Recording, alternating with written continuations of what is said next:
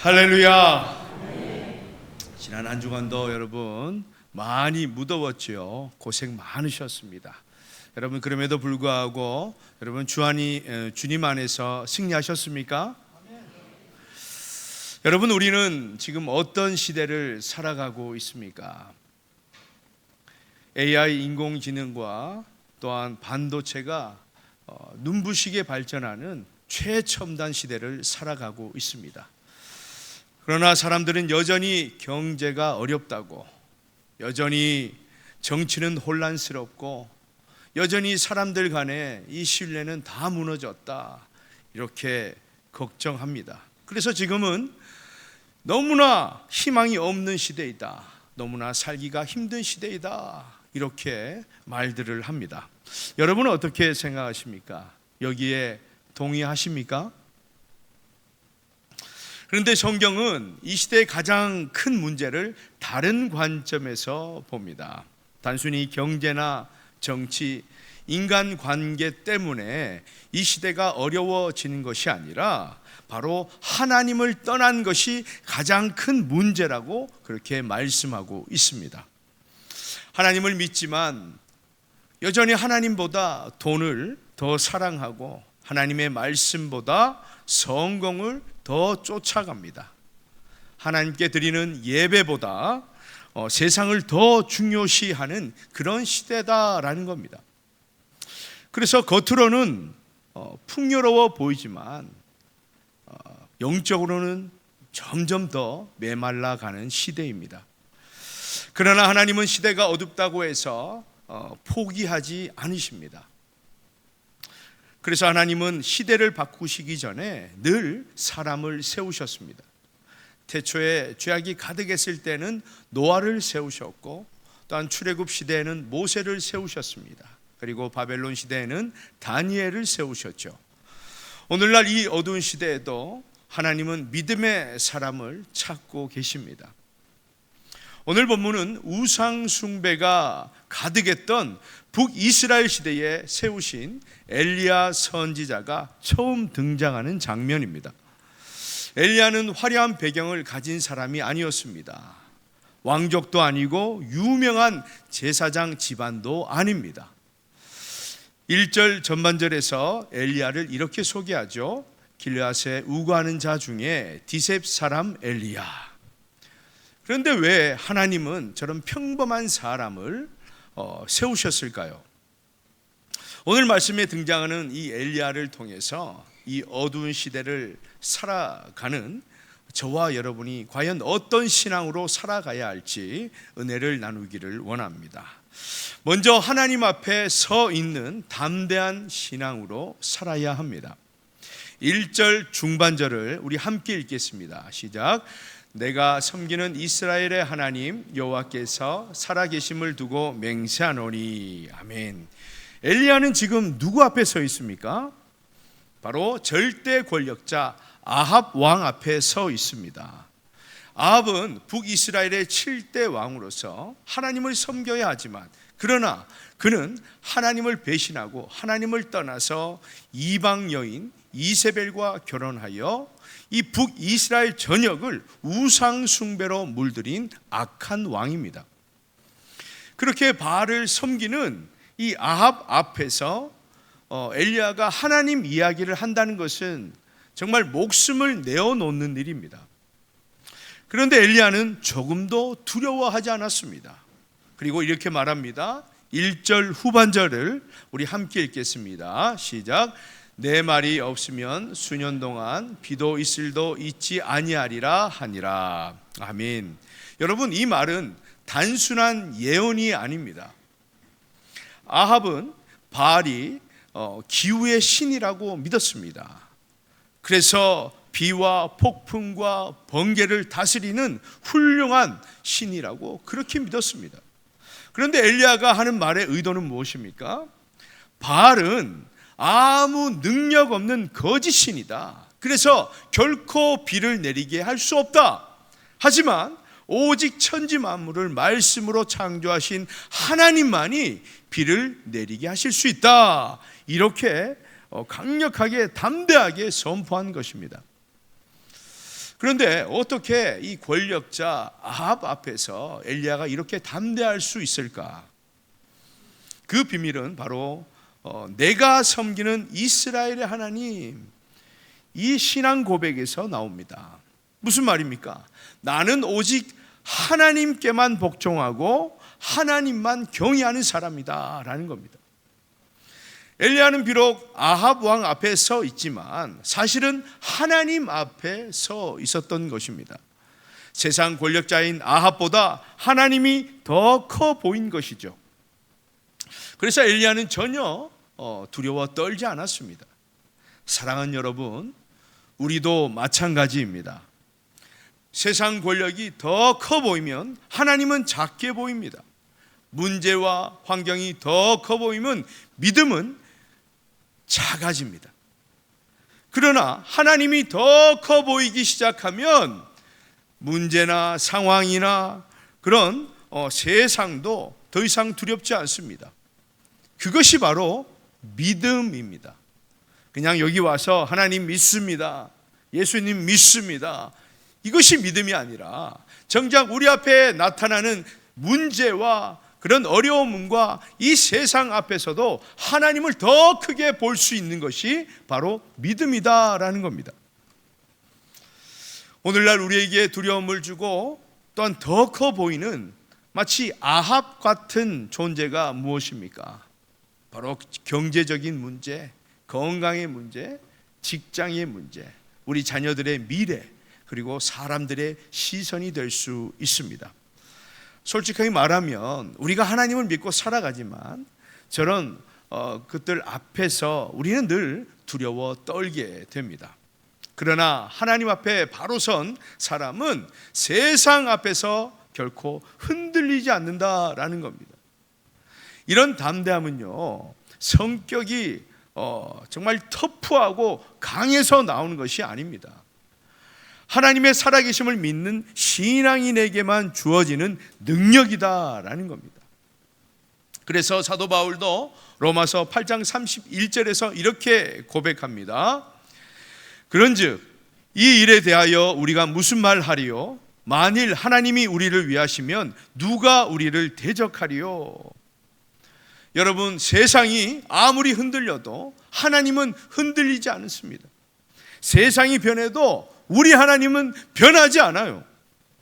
그러므로 여러분, 이번 한 주간도 그 무엇보다 하나님을 더 크게 바라보는 담대한 신앙으로 승리하시기를 주님의 이름으로 축복합니다.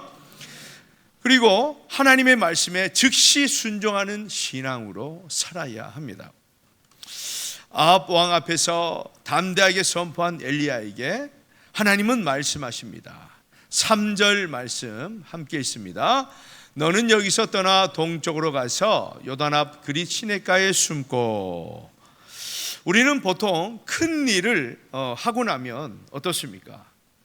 용기를 얻어서 더 큰 무대로 갈 것이라 그렇게 생각하죠. 그런데 하나님은요, 엘리야를 많은 사람들 큰 무대 앞에 세워두지 아니하시고 그릿 시냇가로 숨게 하십니다.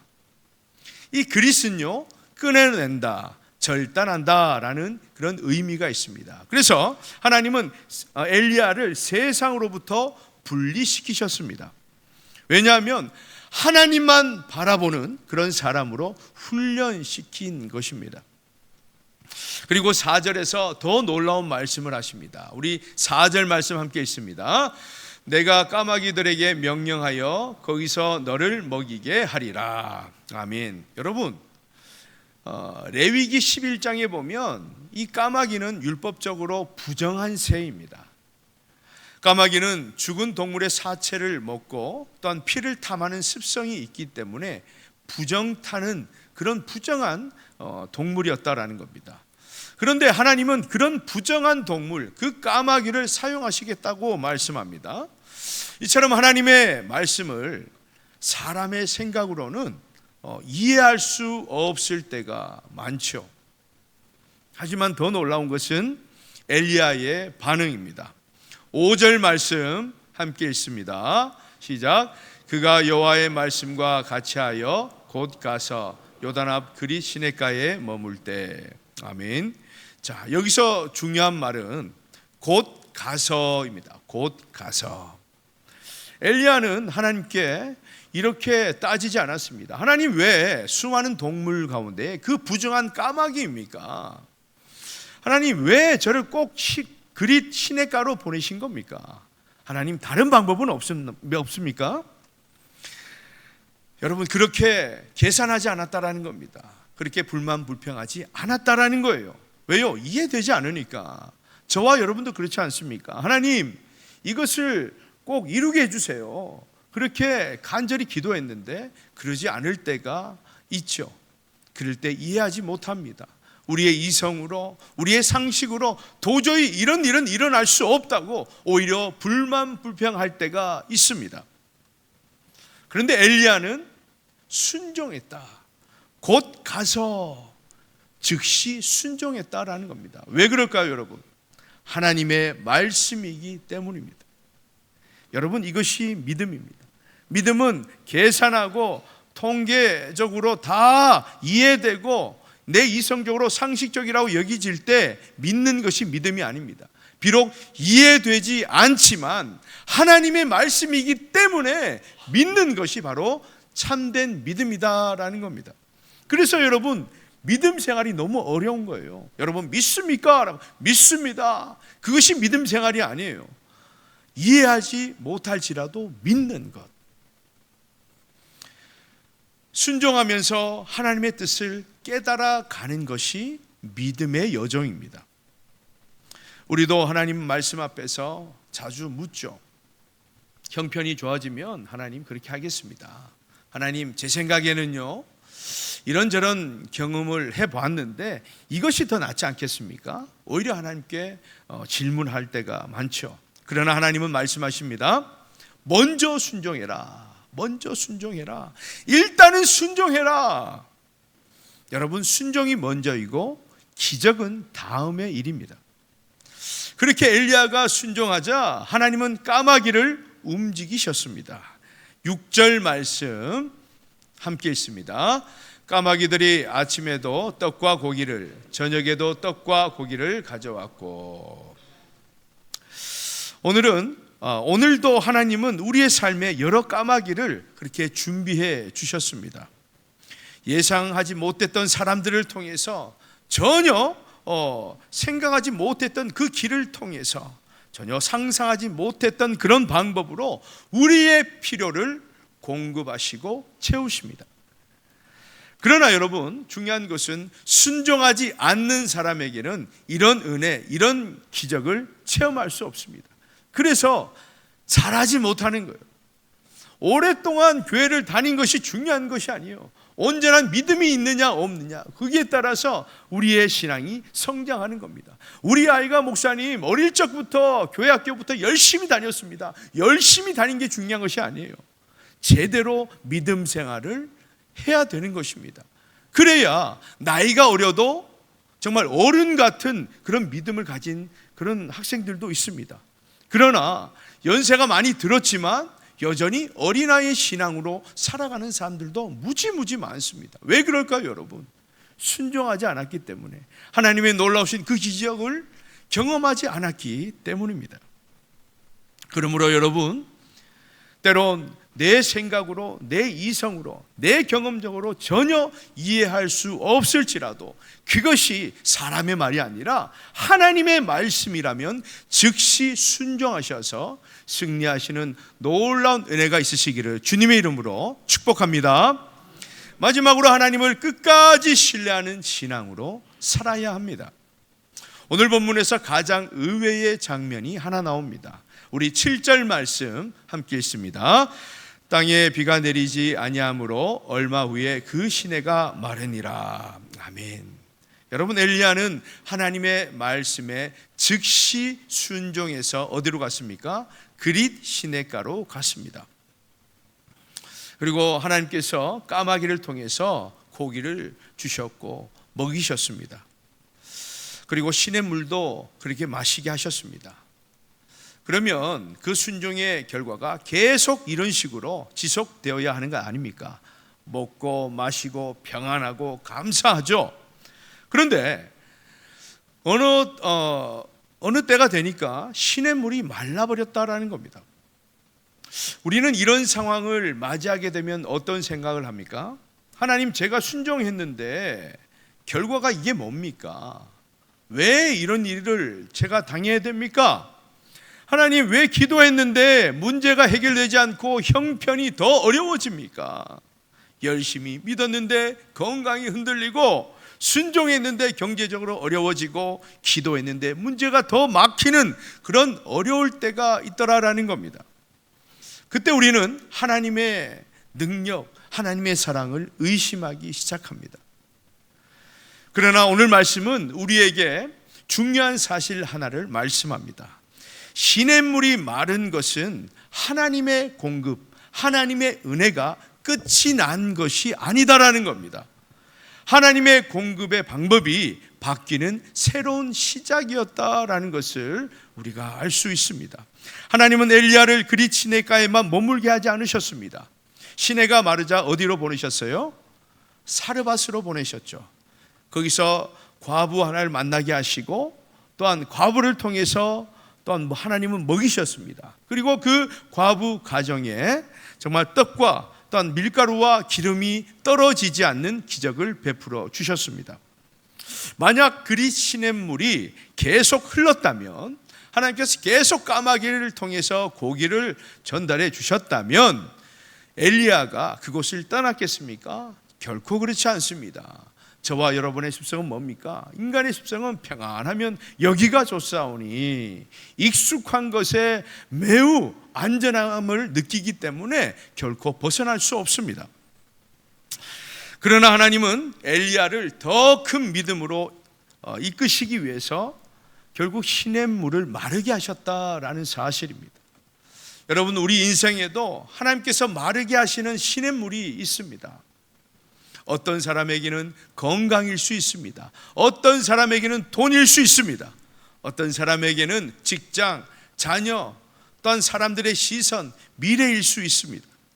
하지만 욥기 1장 21절의 욥의 고백처럼 시냇물을 주신 분도 하나님이시고 시냇물을 마르게 하시는 분도 하나님이십니다. 무엇보다 새로운 길을 여시는 분도 하나님이심을 우리는 믿어야 하는 것입니다. 그러므로 우리가 원하는 결말이 아니더라고 해서, 무엇보다 순종했는데 더 큰 어려움을 만났다고 해서 하나님의 사랑이 끝난 것이 아닙니다. 오히려 하나님께서 더 좋은 길을 예비해 두신 줄 여러분 믿으시기를 축복합니다. 그렇습니다. 우리 눈에는 비록 끝난 것처럼 보여도 하나님은 결코 그것이 끝난 것이라 말씀하지 않으십니다. 그래서 믿음은 우리의 환경을 보는 것이 아닙니다. 보이지 않지만 역사하실 하나님을 우리가 오히려 영안으로 볼 수 있고 믿는 것입니다.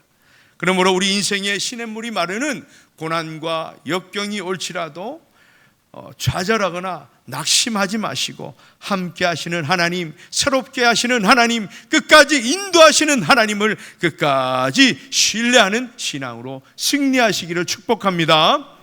사랑하는 여러분, 우리는 지금 엘리야 시대와 정말 다르지 않은 그런 어두운 시대를 살아가고 있습니다. 하나님보다 세상을 더 크게 보고, 하나님보다 세상을 더 따르며, 하나님보다 세상을 더 신뢰하는 시대입니다.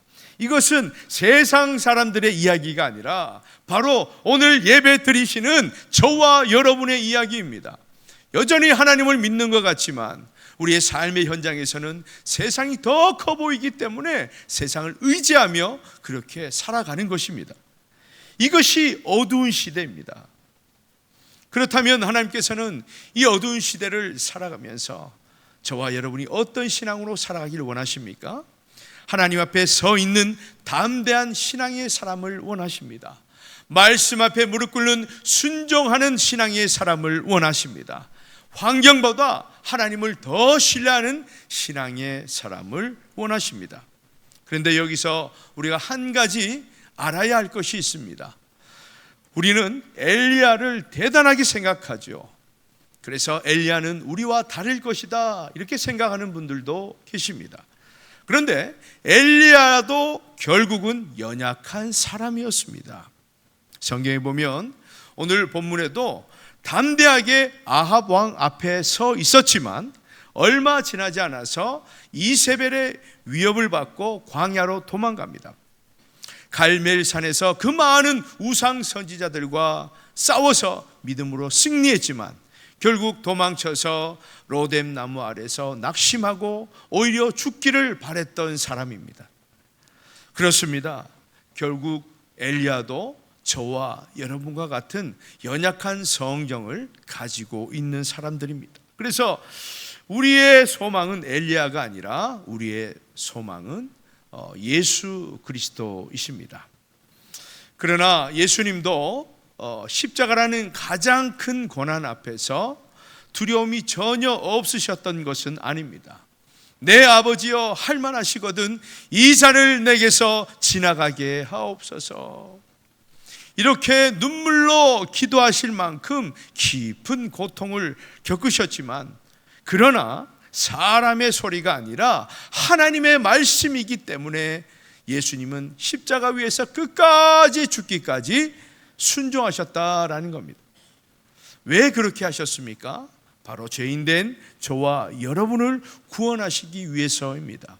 그리고 무엇보다 우리에게 담대한 신앙을 주시기 위해서, 저와 여러분에게 순종의 신앙을 주시기 위해서, 끝까지 하나님을 신뢰하는 그 신앙을 주시기 위해서입니다. 여러분, 우리는 혼자 믿음의 길을 가는 사람들이 아닙니다. 주님께서 우리와 함께 하시기 때문에 담대할 수 있는 것입니다. 주님께서 우리를 붙들어 주시기 때문에 순종할 수 있는 거예요. 주님께서 우리를 인도하시기 때문에 우리는 하나님을 끝까지 신뢰할 수 있는 것입니다. 우리의 힘으로는 도저히 불가능합니다. 우리가 여기서 결단하고 화이팅하고 교회 밖을 나가면 그 즉시 작아지고 위축되는 것이 바로 저와 여러분의 연약함입니다. 그러나 주님께서 우리와 함께 하시기 때문에 우리는 이번 한 주간도 승리하실 줄로 믿습니다. 사랑하는 여러분, 우리의 인생의 시냇물이 마를지라도 거기에 그 자체에 두려워하지 마시기 바랍니다. 즉시 하나님을 붙들고 담대하게 달려가시고 무엇보다 하나님 주시는 그 말씀 앞에서 즉시 순종하며 끝까지 하나님을 신뢰하는 신앙으로 이번 한 주간도 여러분 승리하시기를 주님의 이름으로 축원합니다.